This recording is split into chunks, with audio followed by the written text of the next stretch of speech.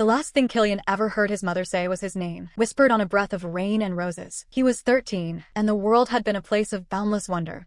That evening, a summer storm had broken over the Blackwood territory, and he and his mother, Luna Alara, had been caught in the castle gardens.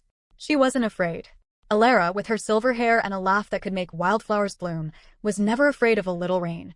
She'd pulled him under the shelter of a great oak, its branches heavy with blooming roses, their scent thick and sweet in the damp air. "See, my little wolf," she'd said, her voice a soft melody against the thunder's drumming bass. "Even the sky has to cry sometimes. It doesn't make it any less powerful." He'd huddled against her, small for his age, feeling the warmth of her body seeping through his damp tunic. The world felt safe in her arms. It was the last time it ever would. It started as a pain in his bones, a searing fire that shot through his marrow. He cried out, stumbling away from her, his body convulsing. It wasn't supposed to happen yet. His first shift was years away, or so the pack healers had said. But the storm, the raw energy in the air, had awakened something dormant and broken within him. "Killian." His mother's voice was laced with a confusion that was rapidly turning to fear. He saw her eyes widen, her beautiful face paling in the flashes of lightning. He tried to answer, to tell her he was sorry, that it hurt, but the words were swallowed by a guttural growl that ripped from his throat. His bones snapped, elongating, rearranging themselves with sickening, wet cracks. Fur, black as a starless night, sprouted from his skin. Claws, long and sharp as daggers, burst from his fingertips. The world dissolved into a kaleidoscope of blood-red agony and instinct. The boy was gone. In his place was a monster. It was bigger than a normal wolf, a hulking creature of disproportionate muscle and fury, its eyes glowing with a malevolent, crimson light. This wasn't the proud wolf of his lineage. It was a berserker, a creature of legend whispered only in hushed, terrified tones. A genetic flaw. A curse. Luna Alara did not run. She saw the agony in the beast's eyes, the ghost of her son trapped within the hurricane of rage. "Killian," she whispered again, her hand outstretched, her scent of roses and rain a beacon in his storm-tossed mind. "It's me. It's your mother. Come back to me." For a single, fragile moment, the beast faltered. A flicker of recognition, a whimper that was almost human. He took a hesitant step toward her, drawn by the scent that meant safety, love, home. Then the lightning cracked directly overhead, a blinding flash of white that seared the world. The thunder followed, an earth-shattering explosion of sound. Instinct, raw and absolute, took over. The beast saw not his mother, but a threat. A challenge. It lunged. Her scream was lost to the storm. The last thing he saw before the red haze consumed him completely was the look of shocked, heartbreaking love in her eyes as his own claws, tore through her. The scent of roses was drowned by the coppery stench of blood. His father, Alpha Grayson, found them minutes later. The storm had lessened to a drizzle, as if the sky itself was weeping. He found his son, the monstrous beast, curled over the broken body of his mate, whimpering as it nudged her lifeless form. And as Grayson's heartbroken, furious roar tore through the valley, the beast looked up, and for the first time, the Alpha saw the true nature of the curse in its crimson eyes. There was no sanity there, only a chaotic, unquenchable rage. When the pack warriors finally managed to subdue the beast with silver chains and drive it into the dungeons, it was the boy, Killian, who woke up. He was naked, covered in blood that was not his own, his body aching with a pain that was nothing compared to the abyss that opened in his soul when he saw his father's face. Grayson, a mountain of a man who had never shown an ounce of weakness, was shattered. His eyes, once the color of warm honey, were now cold, dead chips of flint. What happened?" Killian's voice was a hoarse whisper. "Where is Mother?" Grayson didn't answer. He simply looked from the blood on his son's hands to the empty space in his own heart, and a part of him died forever. He had lost his mate and his son in the same night. The boy was a vessel for a monster, a weapon without a wielder. That day, the Alpha gave his orders. A cage was to be built, forged from silver, reinforced with mountain ash, and inscribed with runes of suppression. His son was no longer a boy. He was a threat, a curse to be contained. And as they dragged him to the cold, dark place that would become his home, Killian finally understood. The rain had washed his mother's blood from his skin, but it would stain his soul for eternity. Chapter 2. The Silver Cage. 10 years. 10 years of stone, silver, and silence. Killian's world had shrunk to the dimensions of his cage, 10 paces long, 10 paces wide. The bars were thick as his wrist, forged of pure silver that burned his skin on contact, a constant, searing reminder of what he was. The floor was cold stone, and the only light came from a single, high window that showed him nothing but a sliver of indifferent sky. He spent his days in a listless haze, The guilt, a physical weight that stooped his shoulders and hollowed his eyes. He was a ghost haunting the shell of a man, his body lean and corded with the useless muscle of a born warrior who would never see a battlefield. Scars, pale and silvery, crisscrossed his arms and chest, souvenirs from the early days when he'd thrown himself against the bars, begging for an end that never came. His father visited once a day. Alpha Grayson would stand on the other side of the heavy, barred door, a silent, imposing figure. He never came closer. He never spoke of Valera. He would simply state the day's news from the pack, his voice flat and devoid of emotion, as if delivering a report to a fellow soldier. The blight was worsening. A border dispute with the Red Creek pack was settled. The harvest was strong. Killian rarely responded.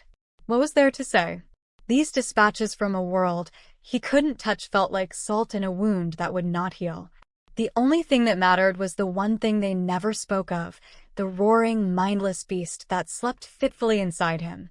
It was kept dormant by a cocktail of herbs, the primary one a bitter concoction made from wolfsbane root. It was delivered with his meals, dulling his senses, slowing his thoughts, and blanketing the fire of his inner wolf in a thick, chemical fog. He hated it. He hated the lethargy, the way it stole his strength. But he feared the alternative more. Sometimes in his dreams, the beast would stir. He would feel the rage coiling in his gut, the exhilarating, terrifying surge of power.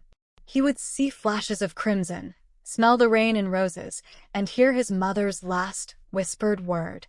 He would wake up screaming, his hands shaking, his heart pounding against his ribs like a trapped bird. On those nights, he would press his forehead against the cold silver bars, letting the burn sear away the memories, punishing himself for a crime he couldn't control but for which he was solely responsible. He was a monster. His father's eyes confirmed it every day. The pack's fear, a scent he could smell even through the stone walls, confirmed it. He had accepted his fate. He was the cursed heir, the Alpha's shame, locked away in the dark. He was a living memorial to the Luna he had murdered. This cage was not just his prison. It was his penance. And he knew, with a certainty that chilled him to the bone, that he deserved nothing less. Chapter 3. The Greenhouse Omega. While Killian's world was one of stone and shadow, Zara's was a universe of sunlight, soil, and living things. She was an Omega, the lowest rank in the pack's rigid hierarchy, but in the sun-drenched greenhouses that clung to the southern side of the castle, she was a queen. Here, her status didn't matter. The plants didn't care about bloodlines. They responded to her touch, her quiet whispers, the innate, gentle magic that flowed through her. Zara had a gift. She could feel the life force in every leaf and petal, sense the thirst in a plant's roots, and understand the silent language of the forest. She was small and unassuming, with dirt permanently smudged on her cheeks and her dark hair perpetually escaping its braid, but her eyes held a deep, ancient wisdom. While others trained for battle, she learned the secrets of healing. While others vied for power, she cultivated life. She was also the one responsible for growing and preparing the herbs that kept the Alpha's sun contained. The task was a somber one, and she performed it with a heavy heart. Every time she ground the dark, gnarled wolfsbane root into a pulp, she felt a pang of sorrow. She had been just a child when the Luna died, but she remembered the Alpha's raw, broken howl. She remembered the fear that had swept through the pack, and the whispers about the cursed boy locked in the dungeon. Unlike the others, who spoke of him as a monster, Zara saw only tragedy. A boy chained to a beast he never asked for. She poured her empathy into the herbs, praying that they would bring him not just sedation, but a sliver of peace. But for the past few months, a creeping dread had settled in her heart. A blight, a strange creeping fungus, had infected the wolfsbane. It started at the roots, turning them black and brittle, rendering them useless. She had tried everything: ancient remedies, crop rotation, fervent pleas to the moon goddess, but the blight spread relentlessly. The pack's reserves were dwindling, and each new harvest yielded less than the last. Today was the worst yet. She stood over the last viable patch of wolfsbane, her heart sinking. The leaves were withered, the roots hopelessly corrupted. It was over. The last of the supply was gone. She gathered the few remaining healthy roots, her hands trembling slightly. It wasn't enough. This small bundle would barely last the week, and its potency was weak. Her gaze drifted north, towards the stone keep where the dungeons were located. She thought of the boy in the cage, and a cold fear, sharp and clear, pierced through her. The pack's healers were already panicking. The elders were whispering. But Zara's fear was different. It wasn't just for the pack's safety. It was for him. For the soul trapped inside the monster that the herbs held at bay. What would happen to him when the medicine ran out? What would happen when the beast was allowed to wake? Chapter 4: The Blood Moon's Howl. The sky began to bleed as evening fell. Hues of orange and violet deepened into a bruised purple, and on the horizon, the moon began to rise. It was not the familiar, gentle silver of the moon goddess, but a baleful, crimson orb. A blood moon. A primal unease settled over the Blackwood pack. Instincts sharpened, tempers flared, and the air grew thick with a volatile energy. Every werewolf felt the pull, the ancient, feral call that stirred the wolf within. For most, it was a manageable surge of aggression. For Killian, it was torture. Down in his cell, the rising blood moon was a physical assault. It was a war drum beating against his skull, a fever in his blood. The weak dose of wolfsbane he'd been given that morning was burning away like mist in a fire. The fog in his mind was clearing, and with the clarity came the rage. The beast was stirring. He began to pace, his movements jerky, the muscles in his back and shoulders coiling into tight, painful knots. A low growl rumbled in his chest, a sound he couldn't suppress. It was the sound of a gathering storm. His senses, long dulled by the herbs, roared to life. He could smell the fear of the guards outside his door, the metallic tang of the rising moon, the faint, distant scent of roses.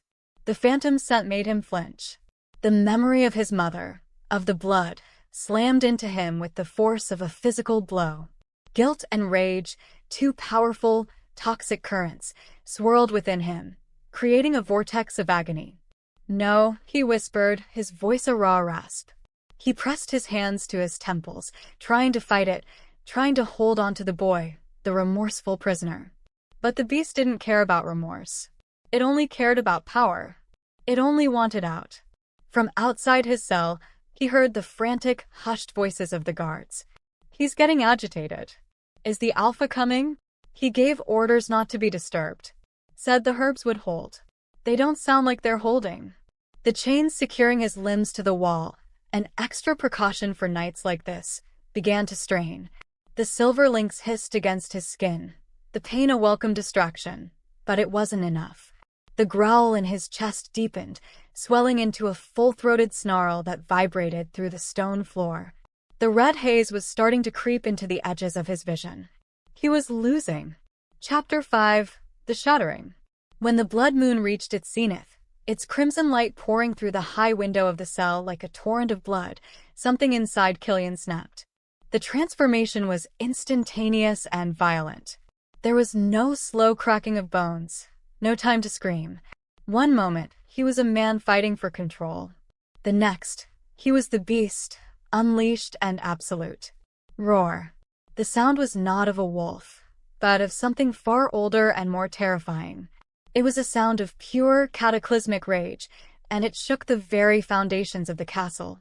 The silver chains, meant to hold a werewolf, snapped like thread against the berserker's impossible strength. The guards outside the door scrambled back, their faces white with terror. They heard a deafening crash as the beast threw itself against the silver-barred door. The metal groaned, bending, the runes etched into it flaring with a desperate, fading light. In the great hall, Alpha Grayson dropped his goblet. The wine spread across the oak table like a pool of blood. He had been a fool to hope. A fool to believe a few weakened herbs could contain a force of nature. "Sound the alarm," he bellowed, his voice cracking like a whip through the panicked silence. "Evacuate the castle grounds. All non-warriors to the caves at the eastern ridge. Now." Warriors drew their swords, their faces grim. They knew what this meant. They had drilled for this. The Alpha sun was loose. Another crash, louder this time, echoed from the dungeons. the sound of tortured metal screaming. Then, a final, definitive boom. The door to the cell was torn from its hinges and thrown down the corridor. Silence. A terrifying, heavy silence that lasted for 3 heartbeats. Then a new sound. The scrape of claws on stone. Slow. Deliberate. A predator tasting its freedom. Grayson's face was a mask of stone, but his heart was a raging inferno of grief and duty. "He is not my son," he said, his voice dangerously quiet, directed at his lead warriors. "Not tonight. He is a threat. Contain him. Do not kill him unless you have no other choice." He strode towards the dungeons, the Alpha's mantle settling on him like a shroud. He was not a father going to his child. He was a king going to war against his own blood. Chapter 6. The Unthinkable Act. Panic was a living thing in the castle corridors. Servants shrieked. Nobles scrambled for safety, their fine silks and composure abandoned. The pack was a tide of bodies, all flowing in one direction, away from the monstrous roars that echoed from the heart of the castle. All except one. Zara was in the lower courtyards, helping usher the younger Omegas towards the evacuation point, when she heard it. The shattering roar. The primal sound of a soul in absolute agony. Her blood ran cold. The herbs had failed. The beast was free. As the terrified wolves stampeded past her, a memory surfaced in her mind. A story her grandmother, a healer of the old ways, used to tell her. A legend about the berserker curse, and its only true antidote. It wasn't a root or an herb, but a flower. The moon petal. A luminous silver flower that bloomed only in the deepest parts of the Blackwood, and only on the night of a blood moon. The legend said its scent could soothe the most savage beast, reminding it of the soul within. It was a folktale of desperate hope. But as another roar, this one filled with pain and confusion, ripped through the night, Zara's choice was made. Everyone saw a monster to be feared, contained, or killed, but she heard a prisoner screaming from inside his own skin. The boy who had lost everything, who had been locked in the dark for a decade. She could not let him be put down like a rabid animal. Doing the unthinkable, Zara turned against the tide. She pushed her way through the fleeing crowd, ignoring their shocked cries, their warnings to turn back. Her heart hammered against her ribs, a frantic drumbeat of terror and resolve. This was madness. Suicide. She burst from the castle gates and sprinted not toward the safety of the caves, but toward the looming shadow-choked maw of the Blackwood forest. The blood moon cast an eerie red light over the ancient trees, making them look like skeletal sentinels. She ran, heedless of the branches that tore at her clothes and skin. She let her senses, her unique connection to the living world, guide her. "Show me," she prayed to the moon goddess, to the spirit of the woods. "Please show me." Deeper and deeper into the forest she went, until the sounds of the panicked pack faded, replaced by the pounding of her own blood in her ears and the monstrous roars from the castle behind her. And then she saw it. In a small, secluded clearing, bathed in the crimson moonlight, was a single flower. Its petals were the color of liquid moonlight, glowing with a soft, internal luminescence. It pulsed with a gentle, calming energy that she could feel in her very soul. The moon petal. It was real. With trembling hands, she plucked it from the earth.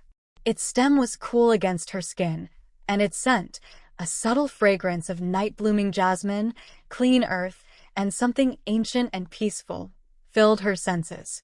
Clutching the glowing flower, she turned and ran back towards the castle, back towards the sound of shattering stone and savage roars. The pack had fled. Chapter 7. The Keeper of the Beast. The air in the dungeon corridor was thick with the scent of blood, ozone, and primal fear. The stone floor was littered with the wreckage of the silver-reinforced door, its bars bent and twisted like willow branches. At the far end of the hall, framed by the shattered doorway, the beast stood. It was a nightmare-given form. Taller than a man, its body a corded mass of muscle and midnight black fur, it was a perversion of the noble wolf form. Its eyes glowed with the malevolent crimson of the blood moon, and blood, the guard's blood, dripped from its claws. It paced back and forth, a low, rumbling growl vibrating through the stone, the sound of an earthquake waiting to happen. Zara's heart hammered against her ribs, so hard she thought it might break. Every instinct, honed by millennia of Omega deference, screamed at her to run, to hide, to make herself small and disappear. But clutched in her hand was the moon petal, its soft, silver light a fragile shield against the overwhelming darkness before her. She took a step forward. The beast froze. Its head snapped up, the crimson eyes locking onto her. The growl intensified, a clear warning. It could snap her spine with a single bite, tear her limb from limb before she could even scream. Her breath hitched, but she took another step, her bare feet silent on the cold stone.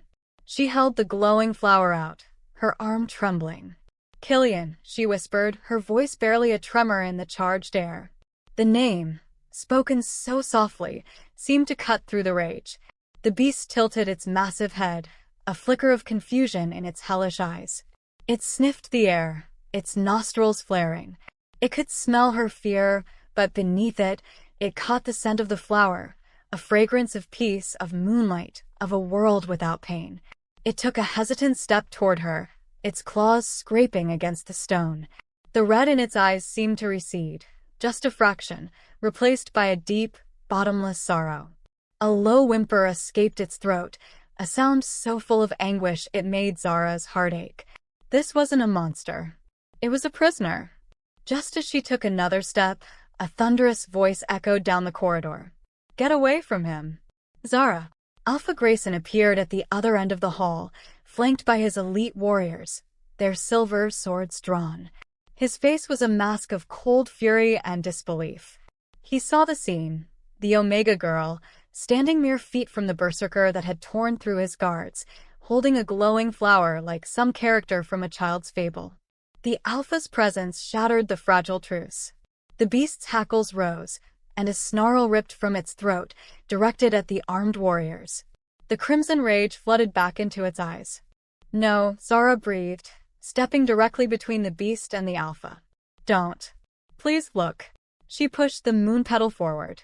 "It's the scent. It's calming him." Grayson faltered, his eyes fixed on his son. The beast was still snarling, but it hadn't lunged. It was watching the flower, its massive body torn between the instinct to attack and the pull of the flower's serene magic. "It won't last," Grayson said, his voice rough with an emotion he couldn't name. "That thing is a force of nature. He is your son." Zara's voice, though quiet, rang with an unshakable conviction that silenced the entire corridor. She turned her back on the Alpha and his warriors, a move of such insane trust that it made the men gasp. She faced the beast, her eyes soft. "Killian," she said again, her voice clear and calm. "The moon is fading. The storm is over. You can come back now." She took the final steps until she was close enough to touch him. She reached out her free hand, slowly, and laid it on the beast's massive, furred forearm. Its skin was hot, vibrating with caged power. The beast flinched, a tremor running through its body, but it didn't pull away.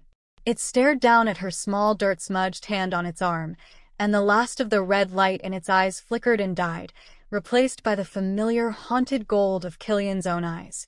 With a shuddering groan, the creature began to collapse in on itself. Bones retracted, fur receded, and the monstrous form shrank until it was the boy, Killian, who lay naked and trembling on the stone floor, curled in a fetal position. He looked up at his father, his face a canvas of shame and horror, before he passed out. Silence reigned. The warriors stared, dumbfounded. Alpha Grayson looked from the unconscious form of his son to the small Omega girl standing over him, still clutching the now-fading moon petal. She had done the impossible. She had walked into the heart of the storm and quieted it. He strode forward, his heavy boots echoing in the hall. He knelt, pulling his own cloak from his shoulders and wrapping it around his son. For a long moment, he didn't speak. When he finally looked up at Zara, his expression was unreadable, carved from stone. "From this day forward," he said, his voice low and absolute, leaving no room for argument. "You are no longer a greenhouse tender. You will be his keeper. You will stay with him day and night. You will not leave his side." He looked at the wilting flower in her hand. and you will find out how to make that magic last. Chapter 8: The First Door. The dungeon was colder than Zara had ever imagined. The air was stale, heavy with the ghosts of pain and despair. Her new quarters were a small cot in the antechamber, just outside Killian's cell, the cell whose door now lay in ruins down the hall. A new one was being forged, but for now, the doorway was empty, a gaping wound. Killian had been unconscious for a full day. He lay on his stone slab of a bed, wrapped in his father's cloak, his breathing shallow. He looked younger in sleep, the deep lines of guilt and sorrow smoothed from his face, but even in slumber, he was not at peace. He whimpered and twitched, trapped in nightmares she could only imagine. When he finally woke, his golden eyes flew open, wide with panic. He scrambled back, pressing himself against the far wall of the cell, his muscles tense, ready to fight or flee. His gaze was wild, unseeing. "It's all right," Zara said softly from the doorway. "You're safe." His eyes focused on her, and the wildness was immediately replaced by a profound, crushing shame. He looked away, pulling the cloak tighter around himself, hiding. He didn't speak. The next few days passed in a heavy, oppressive silence. Zara tried to make the space less of a prison. She cleaned the stone floor until it was free of dust and grime. She convinced a wary guard to bring her a basin of warm water and herbs so she could wash the dried blood from Killian's skin while he slept. And she began to bring small pieces of her world into his. Her first offering was a pot of soft, green moss she'd found growing between the castle stones. She placed it on the floor just inside his cell. "It doesn't need much light," she said to the silent figure huddled in the corner. "It just needs to be kept damp. It reminds me that life can grow even in the darkest places." He didn't respond. He didn't even look at it. But the next morning, Zara noticed the patch of stone around the pot was darker than the rest. Damp. He had watered it. Her next offering was a bundle of dried lavender, which she hung from a hook on the wall. Its clean, calming scent slowly began to push back against the cell's inherent staleness. Killian's back was to her, but she saw his shoulders relax, just a fraction. She brought him his meals, simple trays of bread, cheese, and broth. He ate, but only when he thought she wasn't looking, his movements quick and furtive, like a feral animal. He refused to meet her eyes, refused to acknowledge her presence with anything more than a tense set of his jaw. He was a fortress of silence and shame, and Zara knew that to breach his walls, she couldn't use force. She had to use patience. She had to become like the moss, quietly, persistently growing life in a place that had only ever known death. Chapter 9: Echoes of Kindness. The silence was the hardest part. It was a living entity in the cell, thick and suffocating. To combat it, Zara began to speak, her voice a low, constant murmur that filled the empty space. She didn't ask him questions he wouldn't answer. Instead, she talked about the greenhouses, about the way the sun felt on her skin, about the life cycles of plants she knew by heart. One evening, by the light of a single candle, she pulled a heavy leather-bound book from a satchel a guard had brought her. It was an old herbology text, its pages thin and brittle with age. "My grandmother gave me this," she said, settling onto the floor just outside his cell. "She taught me everything I know." She opened it, the scent of old paper and pressed flowers rising from its pages. "Let's see. Ah, the ghost orchid." She began to read, her voice soft and steady. She described the flower's pale, ethereal beauty, its leafless stem, its strange, symbiotic relationship with a specific type of fungus. She read about its rarity, how it only grew in the deepest, most secluded swamps. Killian remained in his corner, a statue carved from shadow and sorrow. But he was listening. She could feel his attention, a tangible thing in the quiet room. Night after night, this became their ritual. She read about sun-loving marigolds and shade-dwelling ferns, about the healing properties of willow bark and the poisonous allure of foxglove. He never moved, never spoke, but the rigid line of his shoulders softened, and his breathing, often shallow and tight, would deepen into a more natural rhythm as she read. One night, she was reading a passage about the mountain avens, a resilient white flower known for its ability to thrive in harsh, rocky terrain. It prefers alkaline soil, she read, and is most commonly found on high-altitude, north-facing slopes, where the sun is less direct and the ground retains its moisture. From the shadows of the cell, a voice, rough and cracked from a decade of disuse, rasped a single word. East-facing. Zara froze, her heart leaping into her throat. She slowly lifted her head, her eyes wide. Killian was still in the corner, but his head was lifted, his golden eyes fixed on a point on the far wall. "What?" she whispered. "The mountain avens," he repeated, his voice stronger this time, though still raspy. "They don't grow on the north slopes here. The soil is too acidic. They grow on the eastern ridges.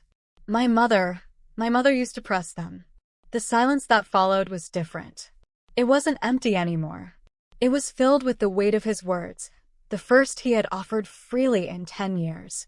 A memory, a piece of his shattered past, offered to her like a fragile gift. Zara's eyes filled with tears, but she blinked them away, a slow, gentle smile touching her lips. She didn't press him for more. She simply marked the page in the book. "Thank you," she said softly. "I'll remember that." She closed the book, knowing that a door she never thought would open had just creaked ajar. Chapter 10. The Garden of Scars. The first time Killian stepped into the sunlight, he flinched as if struck.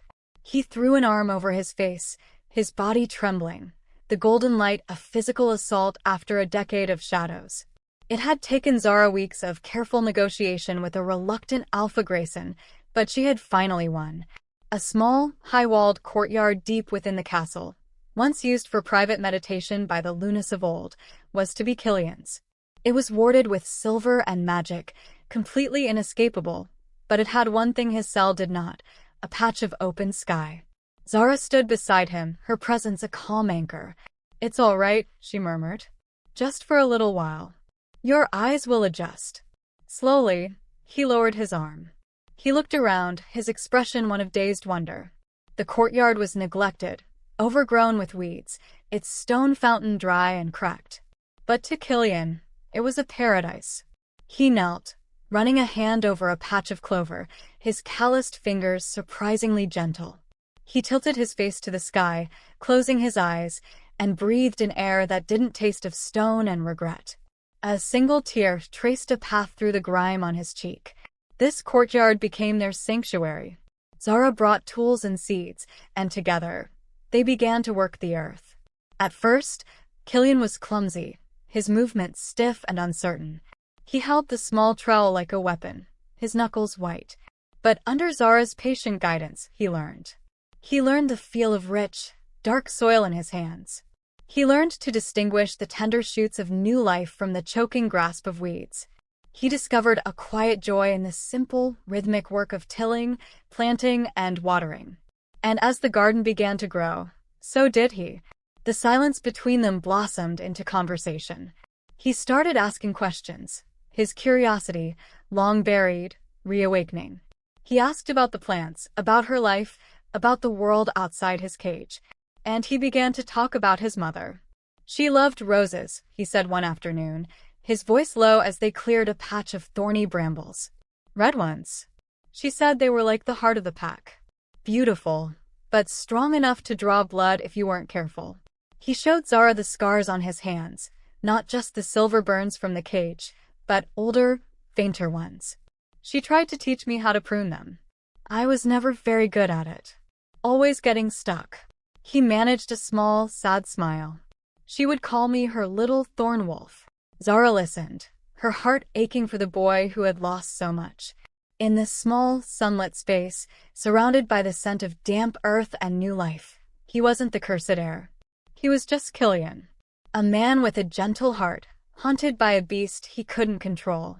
She saw the deep well of kindness in him, the soul that had been buried under a mountain of guilt. And she found herself, much to her own surprise, wanting to protect that soul at any cost.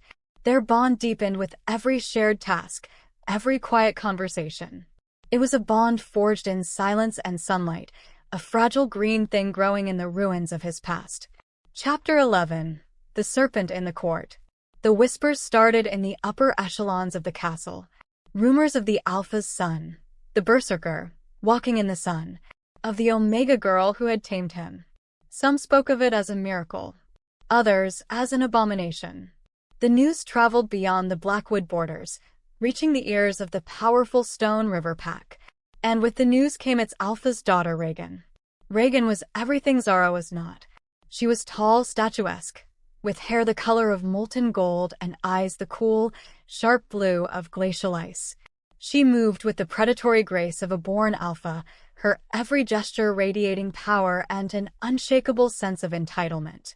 She was beautiful, formidable, and she had been politically betrothed to Killian since they were children, an alliance meant to unite the two most powerful packs in the region. The death of the Luna and Killian's subsequent imprisonment had put the alliance on hold, but Reagan had never relinquished her claim. She arrived at Blackwood Keep with a retinue of guards, her lips curved in a smile that didn't reach her eyes. She was here, she announced to Alpha Grayson, to finally see her intended. Her true reason was far less noble. She had heard the rumors of Killian's recovery, and they infuriated her. Her future mate, the key to her ambition, was being healed not by powerful alpha magic or the wisdom of elders, but by some low-born, dirt-digging Omega. It was an insult to her station, a threat to her plans. She needed to see the situation for herself and correct it. She found them in the courtyard garden. Killian was kneeling in the dirt, a smear of mud on his cheek, showing Zara a ladybug that had landed on his finger. A genuine, unguarded smile lit up his face, making him look younger, almost boyish.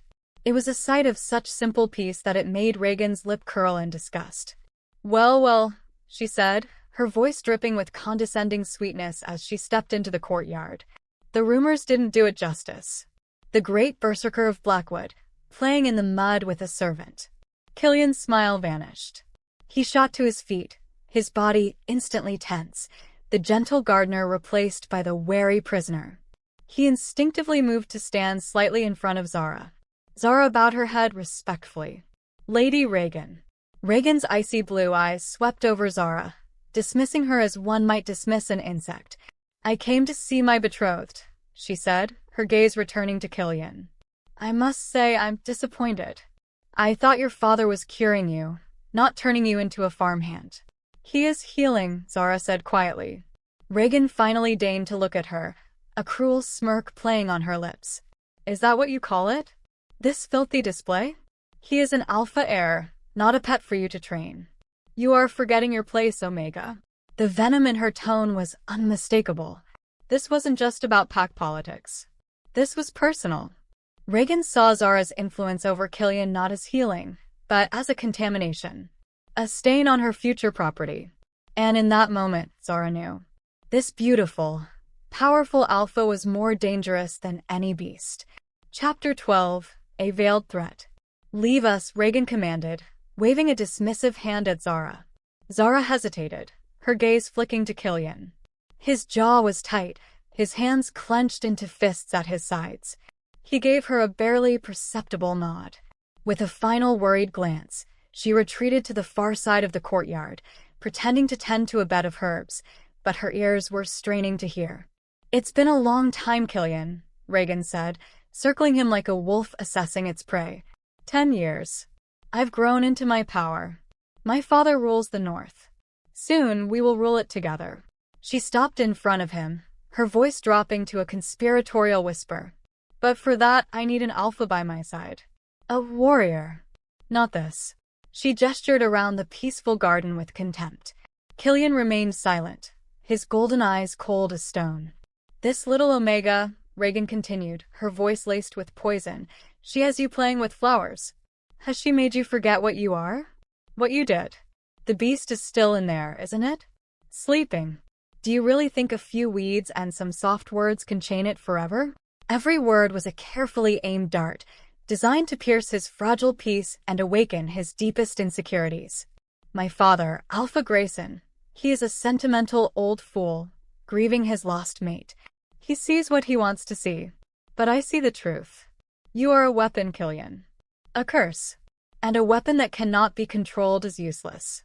She reached out, tracing a line down his arm with a perfectly manicured nail. "This charade is over.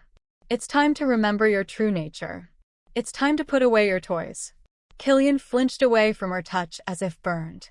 "Get out," he growled, the sound low and dangerous. Reagan smiled, a cold, triumphant glint in her eyes. She had found the crack. She had reminded him of the monster. "As you wish," she said, turning with a dramatic flourish. As she passed Zara, she paused, leaning in close. "He is mine," she hissed, her voice a venomous whisper meant only for Zara. "By blood, by rank, by destiny. You are a temporary distraction. A pet. And when pets become inconvenient, they are put down. Remember that." With a final, contemptuous glance, she swept out of the courtyard, leaving a trail of poison in the air behind her. Killian had retreated to the farthest corner, his back pressed against the stone wall, his breathing ragged. The haunted, self-loathing look was back in his eyes. The peace they had so carefully cultivated over months had been shattered in minutes. Zara's heart broke for him. She went to him, kneeling in front of him, but he wouldn't look at her. "She's right," he whispered, his voice thick with shame. "It's still in me. I can feel it. All of this, it's just a lie." "No," Zara said fiercely, her hands hovering, wanting to comfort him but afraid to touch him. "It is not a lie. Kindness is not a lie. Healing is not a lie." But the seeds of doubt had been sown. The serpent had entered their garden, and Zara knew, with a chilling certainty, that she would be back to burn it to the ground. Chapter 13. The Poison Root. The annual Sunstone Ceremony was the most important event on the Blackwood calendar. It was a celebration of the summer solstice and, more importantly, a reaffirmation of the pack's oldest and most vital alliance, the one with Reagan's Stone River pack. To Zara's horror, Alpha Grayson, seeing it as the perfect opportunity to display his son's progress, announced that Killian would be in attendance. "He is ready," Grayson had insisted, his voice filled with a desperate, paternal pride. "He will stand with his pack, as an heir should." Killian was terrified, but he agreed. For his father, and for Zara, he would try. He would face the whispers and the stares. Reagan saw her chance. This was the perfect stage to expose Killian for the uncontrollable monster she believed him to be, and to eliminate the Omega who stood in her way. Her plan was simple and cruel. Using her authority as a visiting alpha, she gained access to the castle's greenhouses under the guise of selecting flowers for the ceremony. She found Zara's private stores, the carefully harvested herbs used to make Killian's calming tea, a mild infusion he now drank daily to help soothe the edges of his anxiety. Among the dried roots, she found what she was looking for. She produced a small, leather pouch from her sleeve. Inside were the gnarled, dark roots of crimson nightshade. To an untrained eye, they were nearly identical to the calming valerian roots Zara used. But their properties were horrifically different. Nightshade didn't soothe, it agitated. It induced paranoia, aggression, and in a werewolf, it could stir the beast from its deepest slumber. With deft, practiced movements, she made the switch, taking the valerian and leaving the poison in its place. She smiled. The Omega girl herself would deliver the dose. No one would ever suspect. When Killian inevitably lost control and tore through the assembled pack, everyone would see the truth. He was incurable, and the Omega's healing would be exposed as a dangerous failure. Grayson would have no choice but to lock his son away forever and get rid of the girl who had given him such false hope. And Reagan would be there to pick up the pieces, to offer her strength, to secure her alliance, and to finally take her rightful place. Chapter 14. A Roar in the Sunlight. The day of the Sunstone Ceremony dawned bright and clear. The grand courtyard was filled with the entire pack, dressed in their finest ceremonial furs. The air hummed with anticipation. Killian stood beside his father on the central dais, looking stiff and uncomfortable in his formal attire. Zara stood a few paces behind him, a silent, supportive shadow.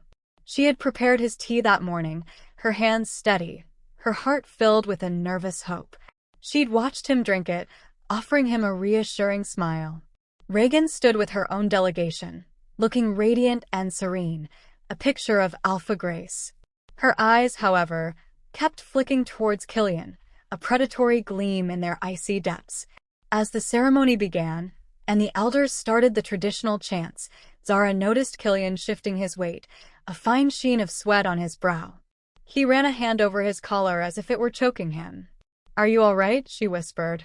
"It's loud," he muttered, his eyes darting around the crowd.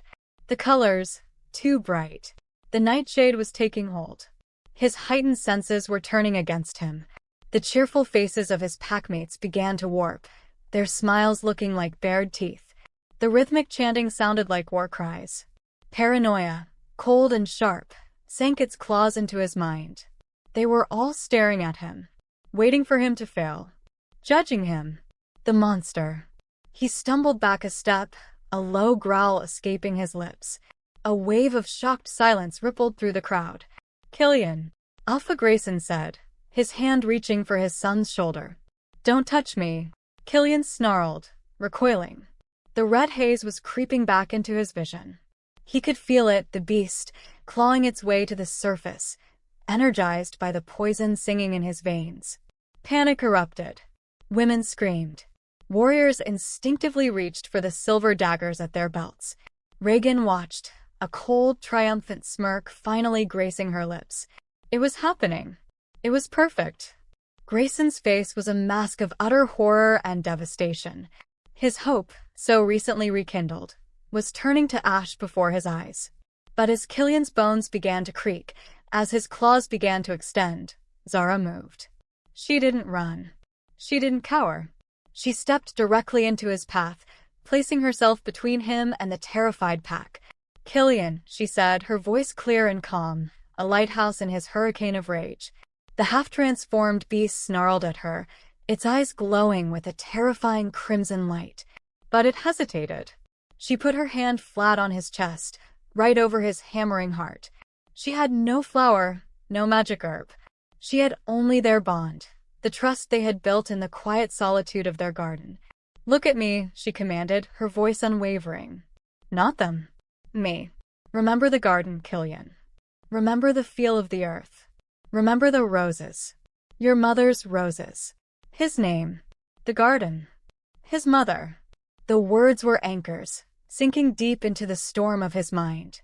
He shook his head, a pained, guttural cry tearing from his throat as he fought the poison, fought the beast. He looked down at her small, determined face, at her eyes which held not fear, but an unshakable belief in him. It was a silent, desperate war, waged in the space of a few heartbeats. The entire pack watched, breathless, as the Omega stood her ground before the monster. For a terrifying moment, it seemed the beast would win. Its claws flexed, its snarl deepened. Then, with a final soul-wrenching roar that was more anguish than rage, the transformation reversed. The crimson light faded from his eyes, the claws retracted, the beast receded. Killian collapsed forward, human once more, his body trembling with exhaustion, and fell into Zara's arms. He was safe. She had done it. She had called him back from the brink. In the stunned silence that followed, only two sounds could be heard: Killian's ragged, sobbing breaths, and the soft, satisfied click of Reagan's jaw as her triumphant smirk dissolved into a mask of pure, unadulterated fury. Chapter 15. The Reckoning in the Silence. The grand courtyard, a moment ago a stage for ceremony and celebration, was now a scene of chaos frozen in amber. The pack stared, a collective statue of shock and disbelief, their eyes fixed on the dais. They saw not a monster, but their lost heir, trembling and broken, held in the arms of the small Omega who had not fled. They saw their Alpha, Grayson, his face a mask of such profound, gut-wrenching devastation that it silenced every whisper. Reagan was the first to break the spell. Her face, twisted with fury at her plan's failure, quickly smoothed into a mask of calculated concern. She strode forward, her voice ringing with false authority. "The beast is subdued, but for how long?" she declared, her voice cutting through the silence. "Alpha Grayson, you see now. He is a threat to us all. He must be chained, taken back to the dungeon before he recovers and kills someone." Her words were meant to stoke the embers of fear, to turn the pack against the boy they had just witnessed collapse. But her victory had been snatched away, and the venom in her voice was too sharp, her eagerness too pronounced. Grayson's head snapped up. He looked at Reagan, and for the first time, a flicker of something other than grief crossed his face. Suspicion. He had seen his son's transformation before. He knew its texture, its scent. It was a tidal wave of pure, mindless rage. What he had seen today was different. It was frantic, panicked, laced with a terror that was not its own. And he had seen Zara, with no flower, no magic, just her presence, pull him back from an edge he had never returned from before. Guards. Grayson's voice was low, but it thundered across the courtyard, heavy with an authority that Reagan could only imitate. He did not look at her. His eyes were on his son, who was being gently helped to his feet by Zara. Take them to the infirmary. Not the dungeon. The infirmary. Post a watch at the door. The order was a seismic shift. A public declaration. His son was not a monster to be caged, but a victim to be tended. A wave of murmurs rippled through the pack. Reagan's eyes widened in fury. The infirmary? Grayson, have you lost your mind? He nearly. I have not lost my mind, Lady Reagan. Grayson interrupted, his voice dropping to a dangerously cold whisper as he finally turned to face her. But I am beginning to find it. The ceremony is over. You will return to your quarters and await my summons. His tone was not a request. It was an unbreakable command. As the guards escorted a pale and shaking Killian, with Zara protectively at his side, away from the dais, Killian's eyes met his father's. In that brief, shared glance, something passed between them. Not forgiveness, not yet, but a question. A shared, dawning horror that something was terribly, fundamentally wrong. Zara's mind was racing. It had to be the tea. There was no other explanation. The suddenness, the paranoia, it was an external force. Her simple, calming herbs could not have caused this. She looked back at Reagan, who was watching them go, her beautiful face a mask of incandescent rage. And Zara knew, with the certainty of a root finding water, that she was looking at the source of the poison. Chapter 16. The Healer's Insight. The infirmary smelled of antiseptic herbs and clean linen, a stark contrast to the dungeon's despair. Killian lay on a cot, asleep now, his body finally succumbing to the ordeal. An old, wise-eyed healer named Lyra had given him a powerful sedative. Zara had not rested. As soon as Killian was settled, she had gone back to their chambers and retrieved the pouch of roots she had used for the morning's tea. Her hands trembled as she carried the small leather bag back to the infirmary. Lyra, she said, her voice tight with urgency. The head healer looked up from her work, her wrinkled face etched with concern. He is resting, child. You should too. I can't, Zara said, her voice dropping to a whisper. Something is wrong. These are the roots I used this morning. For his tea. She emptied the contents onto a clean, wooden table. The gnarled, dark roots looked ordinary enough. They should be valerian. But his reaction, it was violent, paranoid. It was not him. Lyra's expression sharpened. She picked up one of the roots, her ancient, practiced fingers turning it over. She brought it to her nose, sniffing it carefully. Her eyes, usually soft and kind, narrowed with a sudden, dawning horror. By the moon goddess, she breathed, dropping the root as if it were a hot coal. Child, where did you get this? From my stores. The same place I always. No, Lyra interrupted, her voice grim. This is not valerian. She picked up the root again, this time with a pair of silver tongs. The shape is similar, the color almost identical to a layperson's eye. But look here. She pointed to a faint, almost invisible reddish vein running through the root's core. This is crimson nightshade. We call it wolf's fury. It is a potent, aggressive poison. Zara felt the blood drain from her face. Poison. It doesn't kill, Lyra explained, her voice heavy with dread. It attacks the senses. It induces extreme paranoia, agitation, and aggression. To a werewolf, especially one whose hold on his beast is already tenuous, it would be like pouring oil on a fire. It would force a transformation, a violent, terrified one. It would feel like the entire world was an enemy. The healer's words painted a horrifyingly clear picture. Killian's panicked eyes, his snarled warnings, his violent recoil. He hadn't been attacking his pack. He had been defending himself from a world his own mind had turned into a nightmare. Just then, the infirmary door opened. Alpha Grayson stood there, his face haggard. He had come to check on his son, but his gaze fell on the two women, on the roots laid out on the table, on the look of pure horror on Zara's face. "What is this?" he demanded. Lyra looked at her Alpha, her expression grim. "This, my lord," she said, holding up the poisoned root with the tongs, "is the reason your son did not relapse today." She paused, letting the words sink in. He was attacked. Grayson stared at the root, and the final pieces of the puzzle clicked into place. The suspicion in his gut hardened into a cold, diamond-hard certainty. His son's progress wasn't a lie. It was so real, so threatening, that someone had tried to burn it all down. His grief, for a moment, was eclipsed by a wave of pure, unadulterated alpha rage. And it had a name. Reagan. Chapter 17. The Alpha's Judgment. The great hall was silent, the air thick with tension. The pack elders were assembled, their faces grim.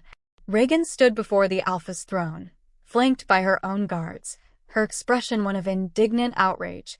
She had been summoned like a common criminal, and her pride was incensed. "This is an insult, Grayson," she began, her voice sharp. "To drag me here, to accuse me of treason," Grayson finished, his voice dangerously calm. He sat upon his throne, not as a grieving father, but as a supreme judge. Lyra and Zara stood to one side. On the other side, standing tall and straight, was Killian. He was not there as the accused. He was there as a witness. "You claim my son is an incurable monster," Grayson continued, his eyes boring into Reagan. Yet he was calm. He was healing. Until this morning, when he was fed this. He gestured to Lyra, who held up the crimson nightshade root for the council to see. A poison, expertly chosen to mimic a calming herb and designed to induce the very rage you claim is his nature. Reagan scoffed, a masterful performance of disbelief. "And you believe I had something to do with this? Why would I harm my own betrothed?" It was clearly the Omega's incompetence. Or perhaps, she added, her eyes flashing with malice towards Zara, it was deliberate. A desperate attempt to make herself seem necessary by creating a crisis only she could solve. Zara flinched, but before she could speak, Killian stepped forward. His voice, when it came, was not a growl of a beast or a whisper of a prisoner. It was the clear, steady voice of an alpha heir. "It was not the same," he said, his golden eyes locked on Reagan. The entire hall held its breath. "When the beast takes me, it is a fire. It burns everything, even me. This morning, this was different.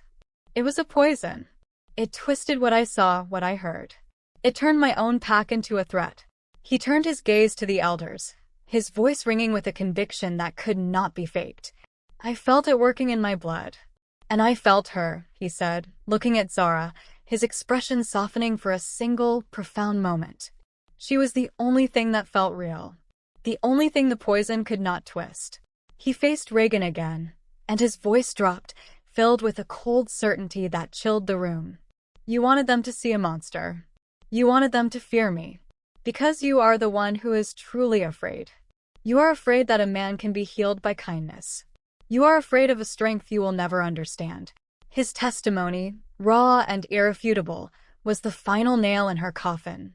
He had not just defended Zara. He had articulated the very core of Reagan's motive. Grayson rose from his throne. "Lady Reagan of the Stone River Pack," he said, his voice echoing with finality.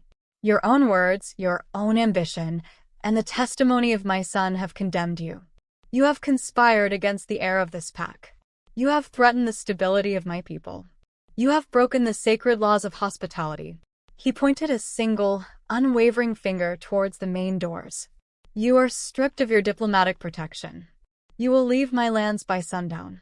If you are found on Blackwood territory after the moon rises, my warriors will hunt you down, not as an alpha, but as the snake you are." He looked at her guards. "The alliance between our packs is, for now, suspended. Tell your father that I value honor above power." Reagan's face was a mask of pure hatred. Defeated and exposed, she turned without another word and swept from the hall, her ambition in ashes around her. As she departed, a new era began in the Great Hall. An era where the truth of a healed soul mattered more than the lies of a powerful alpha. Chapter 18. A Father's Atonement. That night, Killian was in the garden. The moon, full and silver, bathed the courtyard in a gentle, healing light. He was on his knees, his hands buried in the cool, dark earth, his mind still reeling from the day's events. He had spoken. He had stood before his pack, not as a curse, but as an heir. And they had believed him. The roses will be in full bloom soon.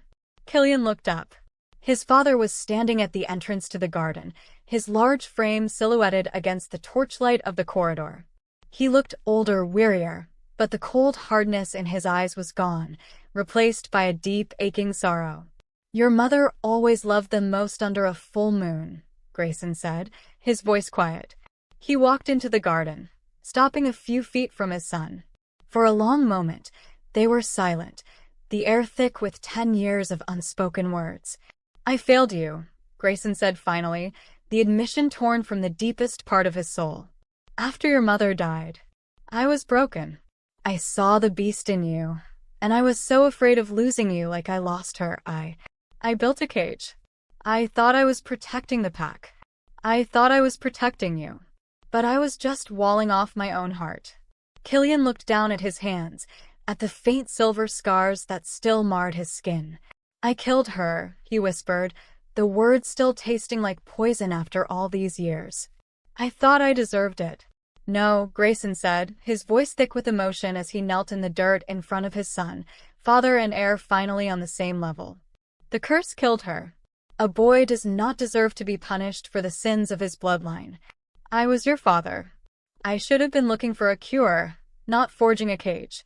I should have been trying to reach the boy, not just contain the beast." He reached out, his large, calloused hand hesitantly coming to rest on Killian's shoulder. "That girl, Zara, she did in months what I failed to do in a decade. She looked at you and saw a soul worth saving. And I only saw my own failure, my own fear." Tears streamed unashamedly down the alpha's face. "Can you ever forgive me?" Killian looked at his father, at the broken man who had hidden behind a mask of iron for so long. And he saw not the cold jailer of his nightmares, but a fellow prisoner, trapped in a cage of grief. He reached up, placing his own hand over his father's. "There is nothing to forgive," Killian said, his own tears falling freely into the soil. "Let's just start again." Under the light of the silver moon, in the garden his mother had loved, the alpha and his heir finally began to heal, not just as leaders, but as a father and a son. Chapter 19. The New Pack. 5 years later, the Blackwood pack was unrecognizable. The fear that had once been the bedrock of its culture had been replaced by a quiet, resilient strength. The changes were visible everywhere. The old, rigid hierarchy had softened. Omegas were no longer relegated to servitude. Their innate skills in healing, nurturing, and diplomacy were now celebrated. Young wolves trained together, their rank matching less than their skill and their heart. The courtyard garden had expanded, its lush greenery and vibrant flowers spilling out into the main castle grounds, a living symbol of the pack's transformation. It was the heart of the keep, a place of peace and learning. At its center stood Zara. She was no longer a simple Omega. A new title had been created for her, Spirit Tender. She was the pack's foremost healer, not of bodies, but of the connection between wolf and soul. She taught young, struggling werewolves how to understand their inner beasts, not as enemies to be conquered, but as partners to be understood. And always by her side was Killian. He carried no official title other than heir, but he was a leader in his own right. He was calm, thoughtful, and spoke with a quiet authority that commanded more respect than his father's old roars ever had. The berserker curse was not gone, but it was no longer a curse. Through years of work with Zara, he had learned not to suppress the beast, but to channel its incredible power, turning a source of uncontrollable rage into a formidable, focused strength. He was a guardian, not a monster. He often co-led Zara's training sessions, his own scars a testament to the battles he had won. He would show the young wolves how to find their anchor, their own version of a moon petal, the one thing that could call them back from the brink.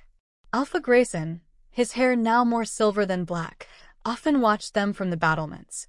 The weight of his guilt had been lifted, replaced by a profound, boundless pride. He had learned the hardest lesson for any alpha, that true power was not in commanding obedience, but in inspiring loyalty, and that a pack was only as strong as its most vulnerable member. He had found peace, a peace he once thought impossible. The Blackwood pack was stronger, more united, and more resilient than it had ever been under his iron-fisted rule. It was whole. Chapter 20 Full Circle. The night was warm, the sky a canopy of glittering stars. A full silver moon, the kind that once brought Killian only dread, now illuminated the garden with a soft, benevolent glow. He and Zara were walking along the rose bushes, the air filled with the rich, sweet scent his mother had so loved.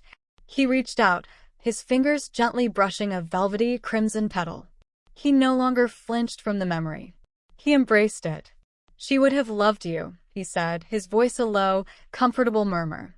He turned to Zara, his golden eyes soft in the moonlight. She was no longer the timid, dirt-smudged girl who had run into a forest. She was a confident, serene woman whose inner strength radiated from her like the light of the moon petals she once carried. "She would have been proud of you," Zara replied, her hand finding his. Their fingers intertwined, a familiar, perfect fit, of the man you've become. He brought her hand to his lips, pressing a soft kiss to her knuckles. "The man you helped me find." They stood in a comfortable silence, the silence of two souls who understood each other without words. The journey had been a long and brutal one, paved with blood, silver, and tears, but they had walked it together. They had taken a world of darkness and, side by side, had planted a garden in its place. He had been a prisoner, and she had been his keeper, but somewhere along the way, they had freed each other. He looked from the silver moon above to the woman beside him, his anchor, his heart, his home. The scars on his hands had faded, but he knew they would always be there, a reminder of the darkness he had come from. But they were no longer a source of shame. They were a map of his survival, a testament to the healing power of a single, unthinkable act of courage. He learned that the strongest cages are not made of silver, but of fear, and the only key that can break them is forged in the heart of another. They say a cage of silver can hold a wolf, but only a hand offered in kindness can free the man inside.